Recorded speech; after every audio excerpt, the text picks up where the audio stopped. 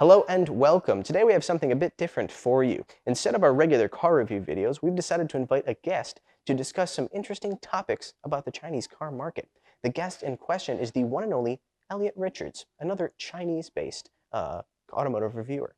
Hello. Hello, Elliot. Thank you for joining us. Lovely to be here.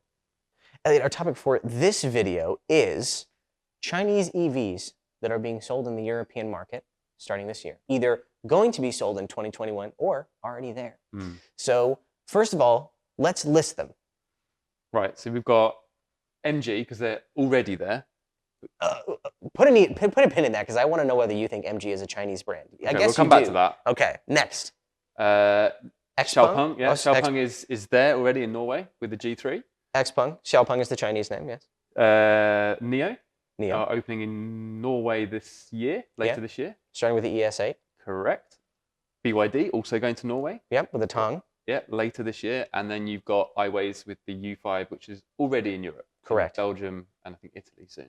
And you've driven that, so I want to hear your thoughts on that. We'll probably start with that. One thing I was going to say is that we're going to keep this conversation limited to passenger vehicles. So please do not go down to the comments and tell us that BYD has been selling electric buses in Europe and the US for many years. I don't want to hear it. Elliot, the iWays U5, what did you think? You know, it's not gonna, it doesn't really push the envelope, right? But it's a very, how do I put it? My impression was it's a very light and airy kind of space to be in. It's a reasonable price. I think it was about 250,000 RMB. I think truth be told, I literally just watched Elliot's review. It was very good. Starting at 160,000. I think it tops out or starts at 160,000 RMB. So it's even cheaper than I thought. So that's going after the Xiaopeng kind of market. It's correct. Kind of the G3. Well, yeah, the G3. I'm going to say cheap SUV. It's bigger than the G3. It's a bit more practical. It's got more presence on the road. It's very plain, and I don't think it has to be, you know, exciting or the most premium SUV like Neo, for example. Mainstream. Yeah, mainstream. And it does what it says on the tin. Well, I mean, I guess there's, I think part of electric vehicles growing pains is that every brand thinks that they have to put out a car that does 0 to 60 in under 4 seconds and does all these crazy things. And when in reality, the mainstream buyers that can't afford that. 90% of people don't. And they don't need it, yes. And the iWays, I recall from your review, I'm cheating because again, I'm fresh on this, 38,000 to about 42,000 euro. That's right, yeah, the price was higher in Europe. Yes, the price is a little bit higher in Europe. But still, considering the market price for something like a Tesla Model Y, I believe that competes pretty directly with a Model Y, right? Yeah, but it's it's a little bit more practical, I think. You know, you've got the fold-down seats, you've got the big boot space, you've got a normal opening boot, and it's not a Tesla. You know, not everyone wants to buy a Tesla, so it's true. Believe it or not, it's good that they've got other options rather than just Tesla or there's not a lot else, right? Well, true. So I'm glad they're going to Europe. I think they're going to do a pretty reasonable job. They've got a new car coming out. I think it's the U6. I can't remember the name. It'd probably be a bigger SUV, if probably. I had to guess. Which looks more interesting. I think, you know, they're taking steps in the right direction. And they're one of the first there. And, you know, they're a bit of a pioneer, in fact. So that's true. I have to give them credit because a lot of companies have been talking about going to the US. They're doing a lot of that. European, European market, and not a lot of movement. Yeah. So they get credit for being, you know, one of the leading companies there. Staying in the same vein, and you are going to be biased about this, but right now, Xpeng is currently selling the Xpeng G3. Correct. Which Elliot owns. Yes. That is his daily driver. My daily driver. Yes. So I want to ask you, that's been there though. The big news is that they're planning on selling the P7 as well. Correct. So the P7 being that they're... Super saloon. Is it super? Well, the fastest zero, and again, this is what spoils the market here, is that I just doubted the superness of a car that does 0 to 100 kilometers an hour in 4.8 seconds. And in my mind, I'm like, it's ridiculous. Or 4.4. The performance is 4.4 seconds. Yeah. So, yes, I've driven it. You've driven it. Yeah. I like the P7. The thing I like about the P7 is that everything, because the standard for electric cars, especially in that segment, is the Model 3. So I kind of have to give people context by saying it's more comfortable than a Model 3. Correct. It's bigger than a Model 3. Correct. I will say though, one of the weaknesses of that car is that the exterior makes a lot of promises that the interior cannot cash. And or writes a lot of checks the interior cannot cash is the proper way to use that phrase. But what I mean by that is that the interior is very nice. Yes. It is very commensurate with the price, good quality, a fantastic screen, one of the best UIs I've ever used, great voice commands, hands down the best voice commands I've ever used in a car. And I hate voice commands. I think they suck. I never use them. No. But when I do have to use them, I want them to work. But packaging-wise, there's room for improvement. It's a little bit tight on the inside. Correct. But definitely, and more comfortable. That's the other thing I would say. It's more comfortable on the road than a Tesla Model 3. The thing is, no car, I think no electric car which is being sold is perfect, right? I think the most important thing is it brings choice for consumers. Yeah. Whether it's a Tesla, whether it's Xiaopeng, whether it's any car, any electric car going to Europe that's going to sell in Europe, that comes in a really good package like that, fine, I'm happy with that. I think, it's flawed in some ways, but to give people choice, I'm glad they're doing it. And I think people will love it. It's got a very distinctive look, different from the Model 3. It does have different features. I think that will sell quite well if they get the price right. Now, the price here is fantastic. Yeah, it's 220,000 RMB. Starting at 220,000 RMB, which is somewhere in the range of $35,000. Yeah, more or less. Less than $35,000, I think, which is great. It's really great for that car.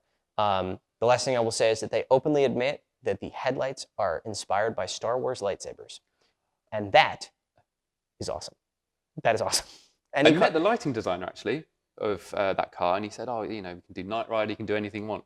You can do Night Rider? Yeah, let me know any suggestions you want. We can do it. I was like, all right, I don't really know any lighting patterns you can do. I know Night Rider, but that's it. That guy sounds like both a wonderful person and somebody I don't necessarily know if I want to have dinner with, because I think that he might talk a lot about lights more than I want to talk about. Correct. But if he's watching, very much appreciate your wonderful work. Also, Night Rider. Yes, give me an option to have red Night Rider lights with the sound on the front of my P7. Okay, so let's move back to SUVs and talk about, let's talk about BYD. So the BYD Tang, which I'm assuming is going to be the latest generation of the Tang. Correct. I drove this new one is a new one. It's like a mid-cycle refresh. Correct. It's got some slight updates to the battery, so longer range, a little bit quicker. I think the one I drove was 4.5 seconds. This is probably 4.2 or something ridiculous. Something ridiculous.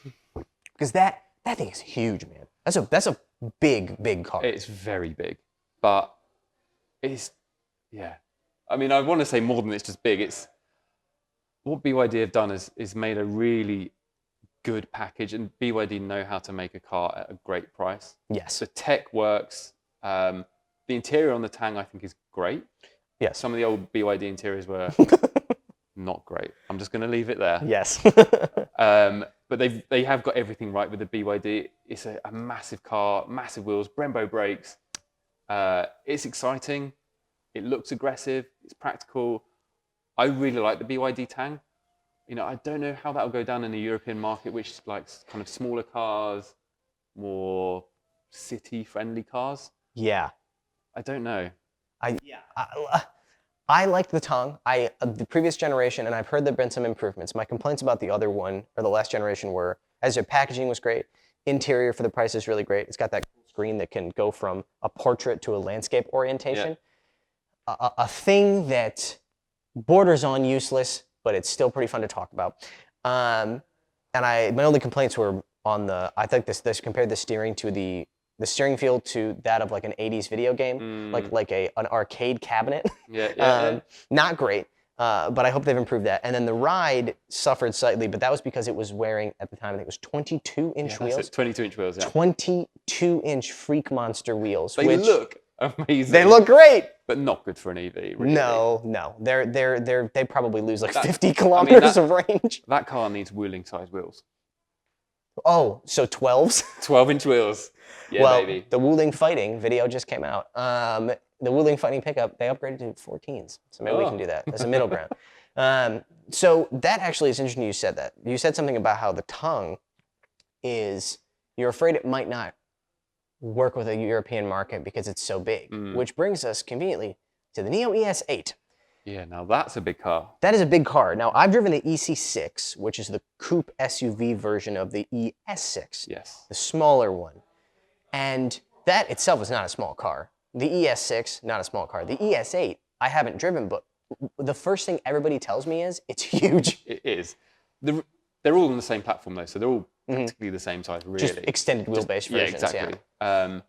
So, yeah, but I think because they're going off that premium market a bit more than BYD, so they're going to be successful. You know, people who drive Range Rovers, people who drive those massive Jeeps and stuff. Oh, yeah. They're going to love that car. The Neo will probably do quite well. Pause. People in Europe are driving massive Jeeps? In London, they are. Sorry, you mean like G-Wagons? G-Wagons. Oh, this is... I don't literally mean Jeeps. This is a thing... No one drives Jeeps in Europe. I was about to say, I got excited. My little American heart started to pitter-patter. No, they can stay in America. Well, and this is a thing. This is a British-American thing because when a lot of people from outside of the U.S., I guess I thought it was just China, but I guess in the UK... The Jeep means any SUV. Exactly. I learned that in China, they would literally call it like a Toyota FJ Cruiser is a Toyota Jeep. It's a Jeep. Yeah. Oh yeah, the Ford Bronco. That's a Ford Jeep. God. So I think Neo are going to do probably exceptionally well. They're going to get that that Kensington set in London. Are they selling in the UK? I thought they were. They just got European approval this week. So they've all got full Europe. I know they're starting in Norway because everybody starts in Norway. And the UK.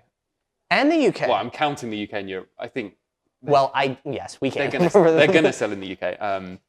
But yeah, I think they're going to do well. BYD, they just need to up premium themselves just a little bit. Yeah, I'm afraid BYD is going to get caught in kind of it's their brand. A middle range. Like the Neo because... Upper middle range. Yeah, like Neo, because it's... I think that's a good point. I do think that Neo is going to compete at a level that is above Tesla. Yeah. In my opinion. Yes, definitely. Much more luxurious than a Tesla. It also has, as an electric brand, and BYD is an electric brand, but this thought makes sense if I can finish it. The ES8, yes, I do think that it's just interesting enough looking, cool enough looking, that you might be able to snatch some buyers from premium SUVs, whether it's Lexus or it's Range Rover. Yeah, I think that actually makes sense. Versus the Tang, which is a great car, but because it exists and is a little more expensive than something like, it's much more expensive than an iWays, the U5, and of course the G3. And it's cheaper than the Neo, which is going to get premium customers and everything. Similar performance to the Neo. Oh, yeah. Yeah. So, I think the new one's faster. Yeah. Yeah. And if of the whole lot, I think there's an argument to be made that the Tang is the best value. Oh, yeah. Depending on, I don't know what the price is going to be, but if it is, relatively speaking, within that market where it is in the Chinese market, price-wise, I can't think of anything. Let's say it's 60,000 euros. Cool. Yeah, great. I can't think of a car that can compete with that for 60,000 euros. I mean, no BMW or Mercedes is going to have the performance. They're going to have more cachet. They're going to have more luxury, perhaps, but they're not going to have the tech. They're not going to have the performance. So it's really just, and this is always the problem that all of these companies have, is it's all about the brand. Correct.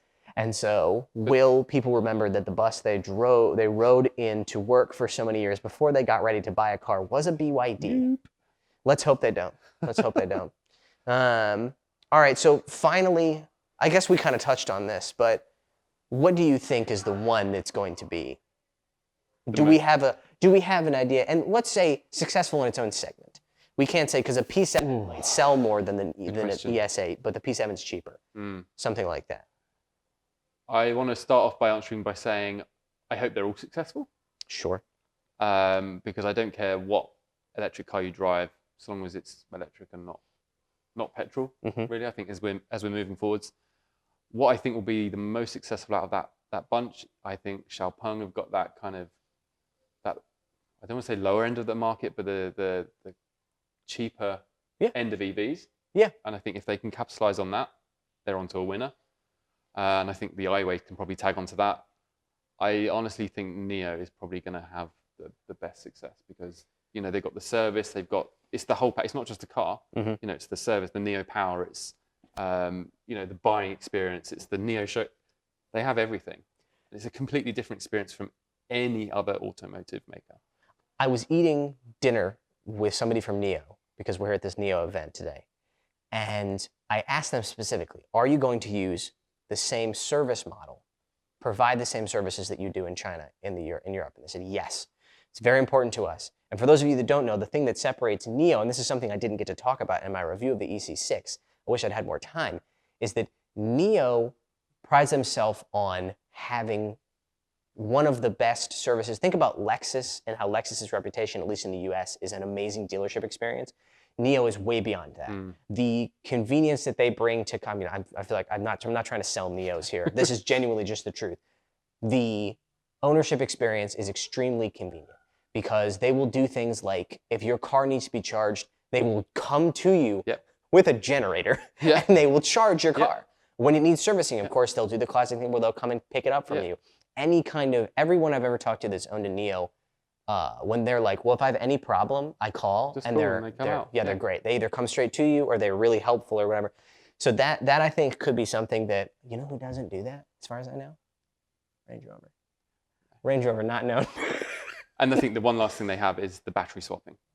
And they've actually made it successful. They're bringing it to Europe as well. Okay, there you go. That might be the defining difference. So we'll see. I mean, time will tell. You never know. You never know. We'll never know who's going to be most successful. But we will be paying attention, and I'm sure that you guys will be too. Paying attention. Thank you very much for paying attention to our video. Thank you to Elliot for joining us. No problem. Very much appreciated. If you enjoyed this video, be sure to let us know by liking, subscribing, and hitting the bell. And if you have other topics that you would like us to discuss, put those in the comments below.